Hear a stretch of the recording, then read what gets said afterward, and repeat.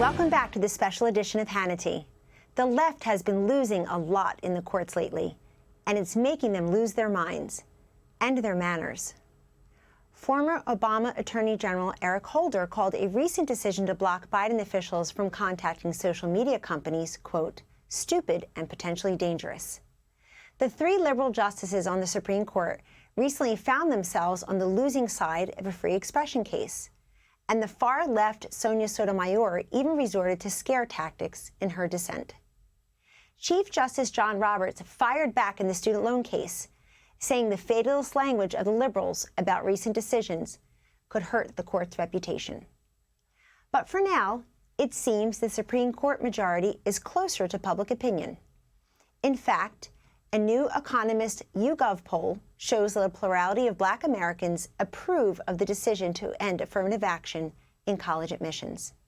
Here now with reaction is the author of the new book, Trial of the Century, Greg Jarrett, and author of Get Trump, Alan Dershowitz. Two brilliant legal minds. Thank you very much for joining us. Professor Dershowitz, let's start with you. You see the reaction to the affirmative action case, student loan case, the free expression case, and now you have Supreme Court justices in their dissents attacking the court and each other. Chief Justice John Roberts last week said, look, we are accustomed to disagreement, but not disparagement. What say you? Look, he's absolutely right. All three of these decisions are close cases. That I'm a liberal. I've been a liberal for 60 years. I happen to agree with all of these three cases. I have been arguing against using race in affirmative action since 1974.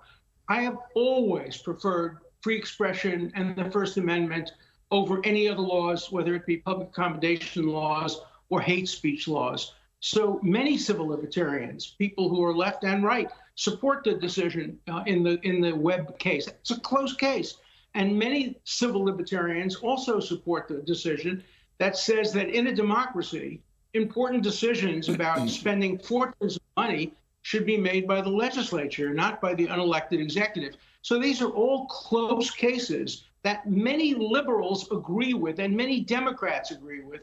And it's extremists, both on the court and off the court, that are screaming and yelling that somehow this ends democracy in America. They're way, way, way overstating the issue. And I think we should continue to criticize the court in a respectful way when we disagree with this decision, but not to delegitimate one of the most important institutions in American history, the United States Supreme Court.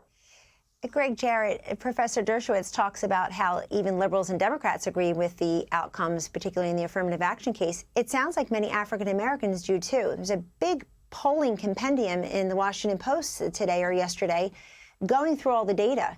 And in addition to a plurality of Black Americans saying they agree with the Supreme Court ending race as an affirmative criterion in college admissions, the Washington Post and the Schar Institute had done a poll showing pretty much the same thing. But I'm really struck by a different poll showing that Pew showed that 20% of African Americans say they've benefited from these types of programs, and 35% said that it actually put them at a disadvantage. So where's the argument? Well, you would think elected representatives, Kellyanne, would pay attention to that, the sentiments of the American public. But on the left, they simply ignore it. The progressive movement that embraces every far-left idea and orthodoxy now dominates the Biden agenda. Bureaucrats in government, many Democrats who have a chokehold on the party, have embraced it zealously and, in fact, irrationally. They don't care that Americans disagree. You know, the woke warriors simply ignore that polling data you mentioned that shows their beliefs are not shared. They're so determined to force their liberal dogma down our throats that any malevolent end justifies the means, even if it requires violating cherished constitutional rights, as the professor pointed out, or contorting statutory law. And then they act terribly shocked when the Supreme Court reverses their lawless actions. At that point, they then launch into these vicious denunciations. They demonize Republicans and conservatives and the high court justices themselves. If you don't conform, you'll be attacked and canceled and punished. And you know, in a constitutional republic that's founded on democratic principles, the exclusive remedy is always at the ballot box. It'll change only if enough Americans get fed up and vote to toss the scoundrels out. It's a good lesson in the co-equal separation of power branches of government.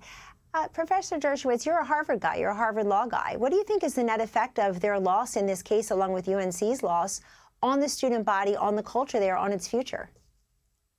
Oh, I think it'll improve every aspect of Harvard University of North Carolina. Look, the goal has to be, as Martin Luther King said many years ago, when he said he had a dream, I was there when he said it, that someday his children will be judged not by the color of their skin, but by the content of their character. That's where we want to be moving at Harvard, at the University of North Carolina.